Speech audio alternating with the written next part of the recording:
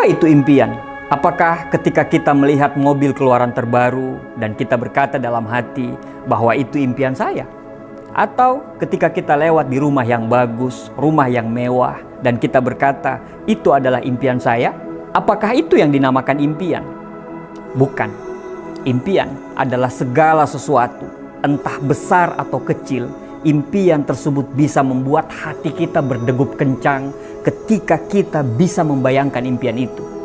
Impian adalah ketika kita melihatnya, bahkan kita bisa meneteskan air mata. Memiliki impian yang jelas akan membuat kita akan selalu semangat dalam menghadapi hidup ini. Lihatlah orang-orang yang tidak punya impian. Mereka seperti mayat hidup. Mereka mati sebelum mereka benar-benar mati. Mereka tidak tahu apa yang mereka tuju. Mereka tidak memiliki harapan hidup. Mereka hanya menunggu nasib dari hari ke hari. Impian itu tidak pernah salah. Impian itu selalu benar. Kenapa kita gagal? Bukan karena impian yang salah, tapi cara meraih impian itu yang harus kita perbaiki. Impian adalah bahan bakar yang membuat kita bisa berubah. Yang tadinya tidak disiplin, menjadi disiplin dengan punya impian. Yang tadinya tidak konsisten, menjadi konsisten dengan adanya impian. Yang tadinya kita bangun siang, menjadi selalu bangun pagi untuk mengejar semua impian-impian kita. Intinya, impian yang benar-benar impian itu bisa merubah diri kita. Kalau impian kita tidak bisa merubah habit dan kebiasaan kita, berarti impian itu belum benar-benar impian yang sebenarnya. Kita tidak akan bisa meraih sesuatu tanpa kita harus memimpikannya terlebih dahulu. Memang tidak semua impian kita bisa kita raih, tapi tanpa impian kita tidak akan bisa kemana-mana.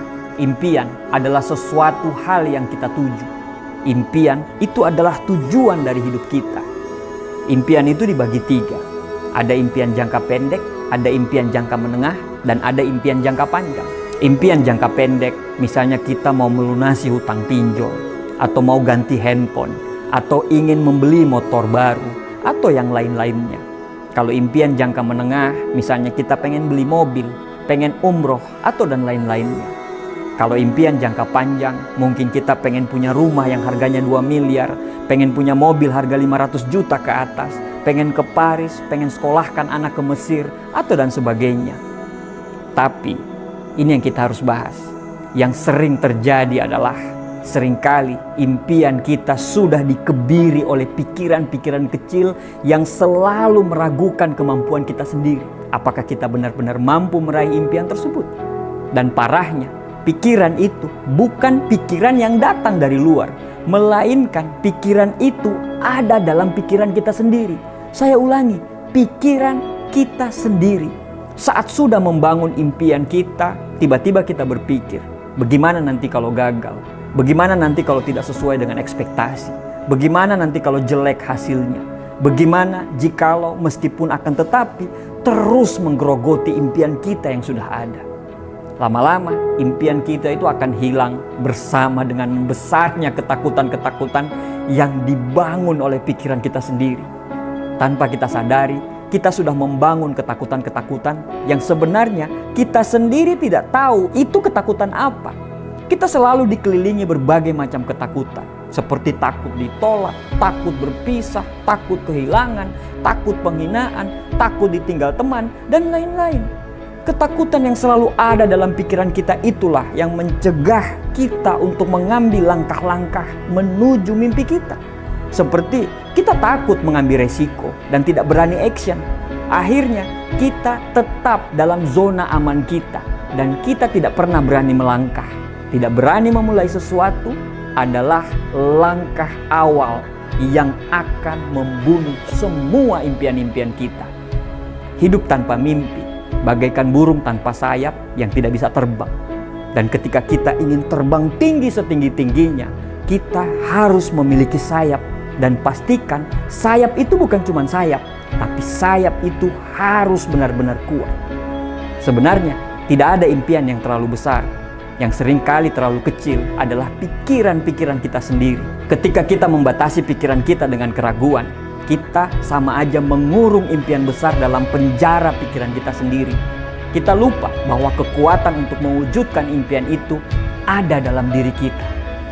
Impian besar membutuhkan langkah-langkah besar tentunya. Semua orang yang berhasil mencapai impian-impian besarnya, mulai dari nol, mereka menghadapi rintangan, kesulitan, dan seringkali mereka menghadapi keraguan dari orang lain. Namun, mereka memilih untuk mengabaikan itu. Mereka memilih untuk melampaui batas-batas pikiran mereka, dan mereka terus bergerak maju dengan tekad yang sangat kuat. Jadi, mari kita ubah cara memandang impian kita. Jangan biarkan pikiran-pikiran kecil itu membatasi semua potensi yang ada dalam diri kita. Setiap langkah kecil menuju impian besar adalah langkah yang sangat penting. Percaya pada diri sendiri, percaya pada kekuatan mimpi kita, dan jangan ragu untuk melangkah maju. Sesuatu yang besar berawal dari impian yang besar. Kita tidak akan pernah bisa besar tanpa impian yang besar. Bermimpilah besar, bermimpilah setinggi-tingginya. Pegang erat mimpi itu dan jangan pernah lepaskan mimpi itu. Mimpi itu akan menuntun kita menjadi pribadi yang tangguh dan berkarakter. Mimpi itu akan selalu menuntun kita untuk mencari satu solusi dari 1000 masalah, bukan satu masalah dari 1000 solusi. Jangan takut dicemooh orang lain. Mereka cuma iri pada mimpi kita. Karena impian kita terlalu besar, sedangkan impian mereka itu sangat kecil. Masa depan adalah milik orang-orang yang percaya pada keindahan mimpinya. Tidak peduli dari mana asalmu, impianmu akan selalu benar. Tidak peduli berapa kali kamu jatuh dalam hidup ini, impianmu akan selalu menunggumu. Bermimpilah tinggi, tapi selaraskanlah tindakan dan doa kita terhadap semua mimpi itu.